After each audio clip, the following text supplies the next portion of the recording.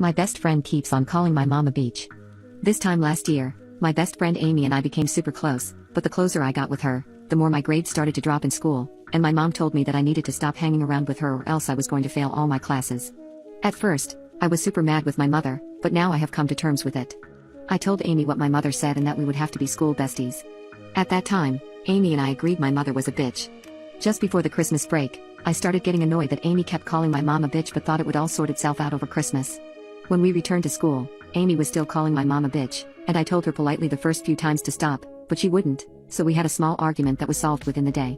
After the fight, Amy still called my mom a bitch, just not as often, and I didn't want to start another war, so I didn't say anything, but every time she said something about my mom, my resentment slowly built. Eventually, I cracked, and I poop-talked her to my other friend group, which, looking back on it, I shouldn't have done. After that, I felt horrible and started being slightly nicer to Amy. However, Amy overheard, and when I noticed she was being odd with me, I asked her what was wrong, and she told me. At the time, I denied it and made it seem like I had every reason to have done it when, in reality, I didn't.